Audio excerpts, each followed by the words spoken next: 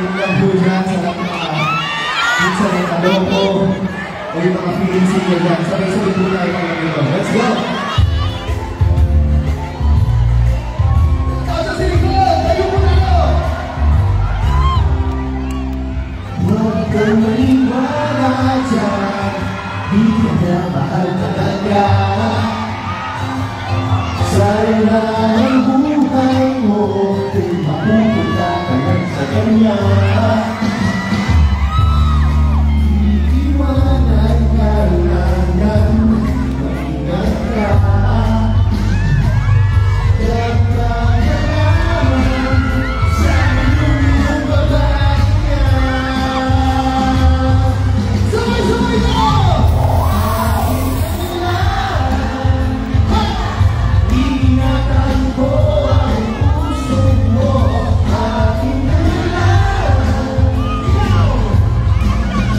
Kaya naman sa iyong babae niya.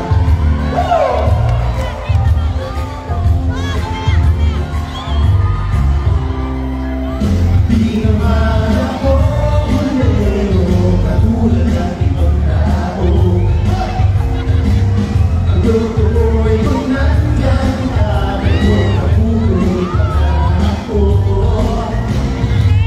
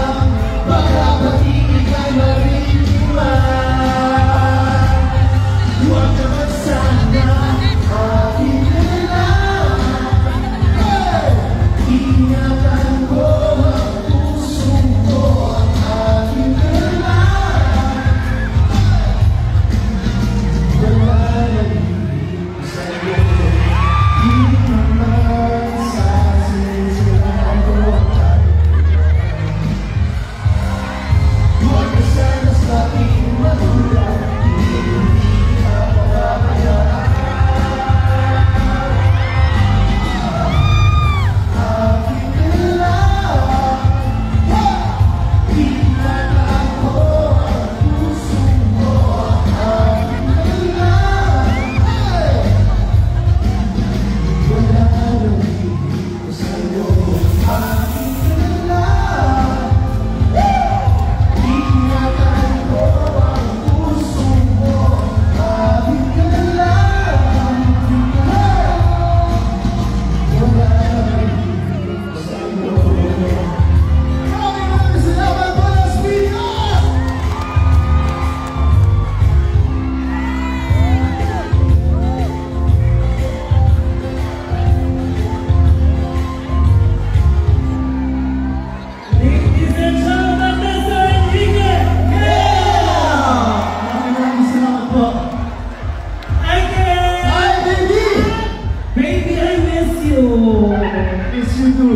Ito ko si Ray, kasama ko sa mga out-of-town shows natin. Yes! Nakaka-husay mo talaga yan.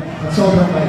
Yes, you too! And nakakatuwa kasi isa lang tayo na pinaniniwalaan talaga kaya talaga magbibigay ng bonggang-bonggang servisyo dito sa Las Vegas ang Team Green! Tama po ba? Yes! Las Vegas! Sabay-sabay po natin sa labunan ng isang nainit na pagtanggap at masigamang palakpakan po ang susunod na Congressman, Vice Mayor at Mayor ng Las Vegas! Congressman Mark Anthony Santos! Palakpakan po!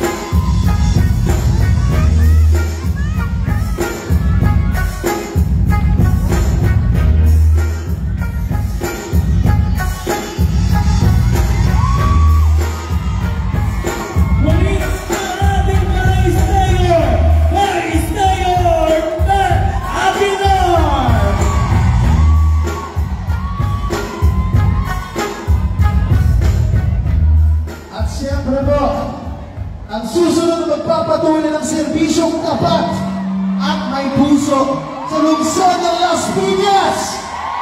Sabay-sabay po tayo sa lubungan, Mayor April Aguilar!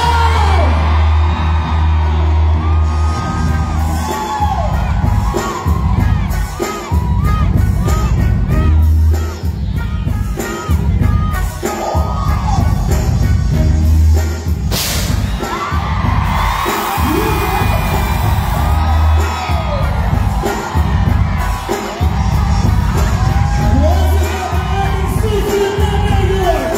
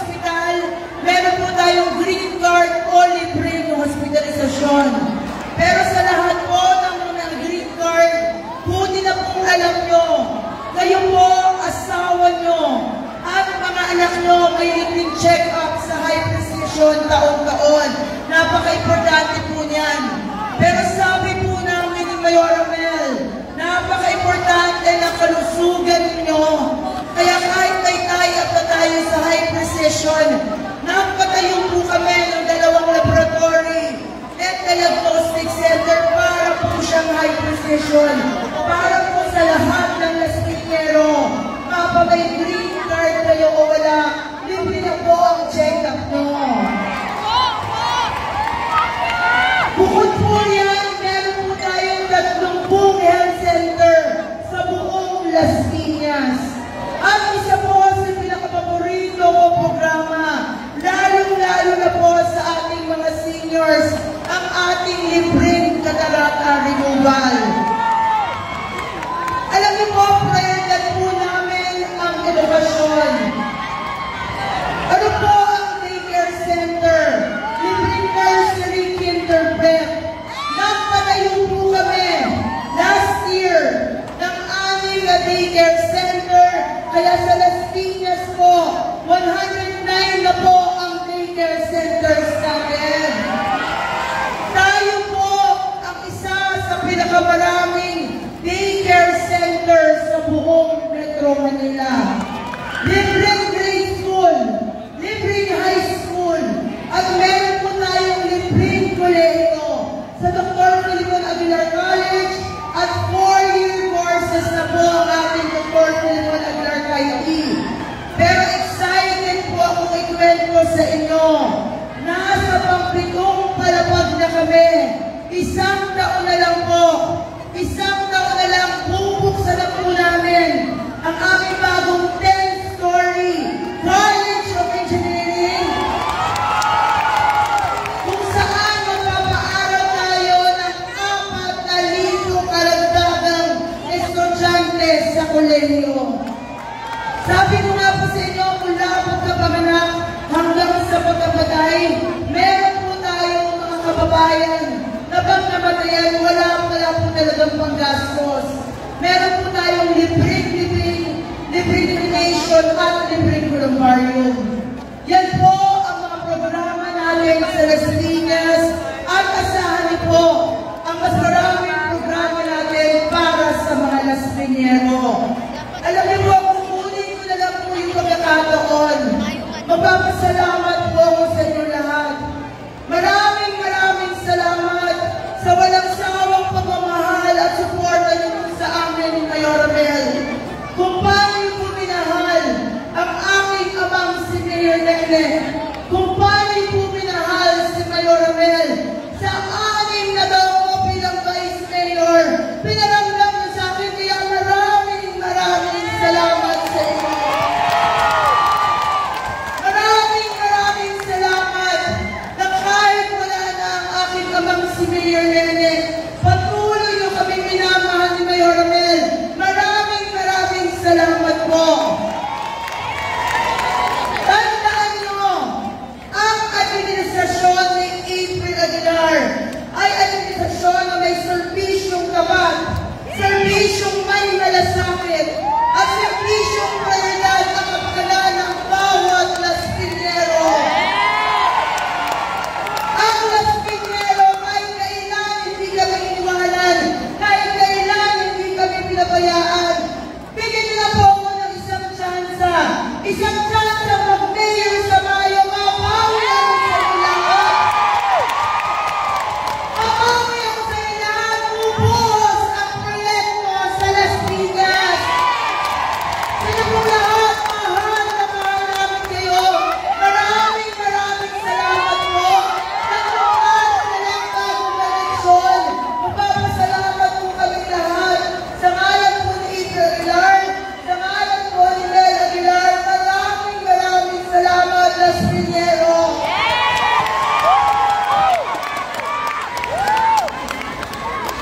Mayor April Aguilar!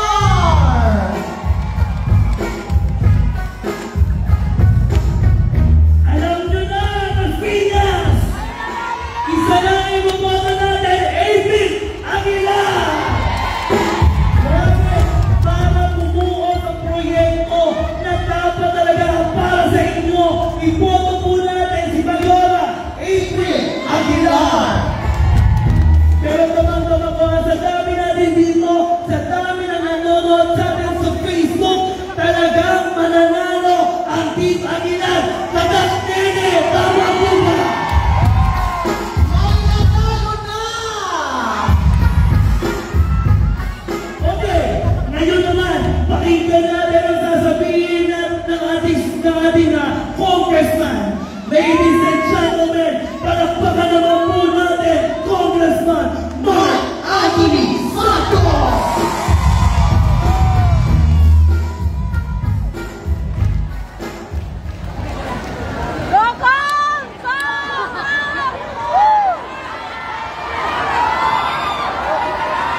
Mga minamahal kong kababayan, magandang araw po sa inyo lahat. Maraming salamat sa pagkakataong ito na ako'y makaharap ninyo. Hindi bilang isang politiko, kundi bilang inyong kapwa Las Piñeras. Isang anak ng lungsod, produkto ng publikong paaralan, at isang ordinaryong mamamayan na may paninindigan, prinsipyo at tunay na malasakit sa kapwa. Ako po si Mark Anthony Santos, dating Batang Kalsada, ngayon po'y City Councilor at ang inyong lingkod. Sa aking paglilingkod sa Konseho, ako po ang chairman ng Committee on Informal Centers and Urban Poor at Committee on Housing and Land Use.